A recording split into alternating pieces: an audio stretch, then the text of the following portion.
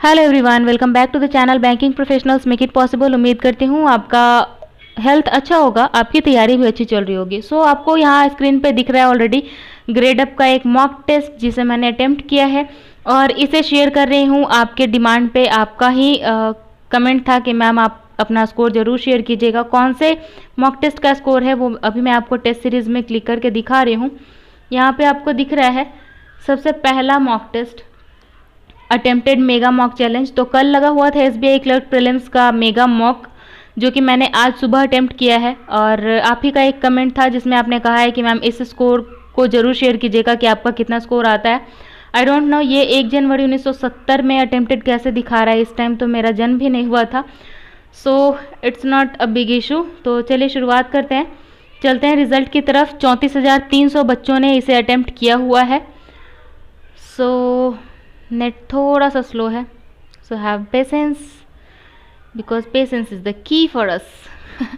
चलिए बहुत ज़्यादा बातें ना करते हुए मेन पॉइंट पे आते हैं। यहाँ पे आपको दिख रहा है स्कोर जो है कट ऑफ जो है 67.25 है, मेरा स्कोर है 65.25। इट डजेंट मीन कि मेरा परफॉर्मेंस अच्छा नहीं है, ठीक है।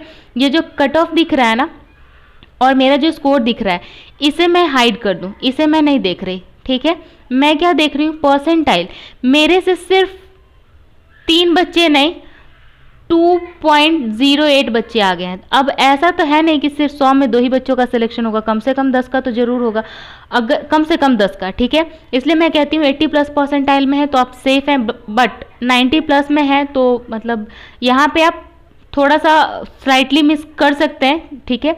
80+ परसेंटाइल में है देन इट्स गुड, 90+ में है तो देन इट्स एक्सेलेंट, ठीक है। ये एक्सेलेंट है, इसमें इसके नीचे है तो थोड़ा सा खतरा बन सकता है, बट 90 में है तो कोई इशू नहीं है, ठीक है। ऑल्दो एक्यूरेसी मेरी थोड़ी सी गड़बड़ हो गई, यहाँ पे 86 है, मुझे 90+ रखना चाहिए था, ये गड़बड़ी है।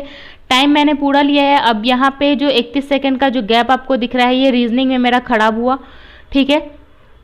सो चलिए देखते हैं सेक्शनल कि कहाँ मैंने क्या क्या गड़बड़ियाँ की हैं। तो चलिए देखते हैं, स्क्रॉल अप अप अप। यहाँ पे आपको दिख रहा होगा कि मैंने इंग्लिश में बुरा किया है। इस टाइम मेरे 12 सही हैं और 9 गलत हो गया है, जो कि मैंने भी एक्सपेक्ट नहीं किया था कि मेरे 9 गलत हो जाएंगे, ठीक है। एक्यूरेसी की तो मैंने यहाँ पे बैंड बजा दी है। परसेंटाइल फिर भी ठीक है, 75.44 है। इसे मैं ठीक क्यों कहती हूँ, क्योंकि मैंने आपको आज सुबह के सेशन लाइव सेशन में कहा था कि अगर आपका कोई एक सेक्शन, 3 सेक्शन होता है 1, 2 एंड 3, अगर एक इंग्लिश है, ठीक है, यहाँ पे क्वांट्स है और एक रीजनिंग है, अगर आपका ये दोनों सही है तो ये वीक है तो ये दोनों संभाल लेगा। अगर ये दोनों सही है, ये वीक है तो ये दोनों मिलके संभाल लेगा। अगर ये दोनों ठीक है और ये वीक है तो फिर ये दोनों मिलके संभाल लेगा। तो कोई 2 सेक्शन जो है आपका स्ट्रॉन्गेस्ट होना चाहिए और एक थोड़ा एवरेज रहेगा तो चल जाएगा।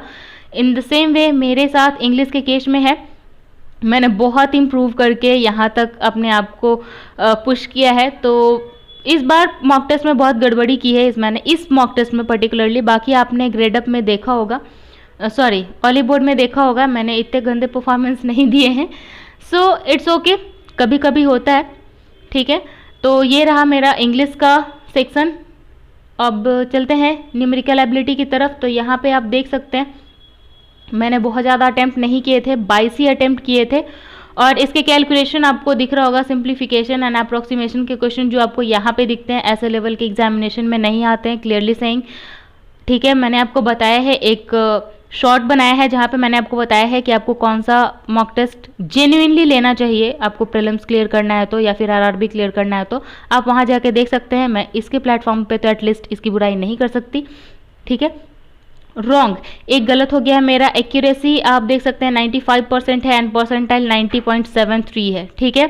So it's good performance. आगे बढ़ते हैं रीजनिंग एबिलिटी की तरफ। तो यहाँ पे आपको दिख रहा होगा मैंने 35 अटेम्प्ट किए थे, 34 सही है, एक गलत है, परसेंटाइल 99 है, एक्यूरेसी 97 है, ठीक है।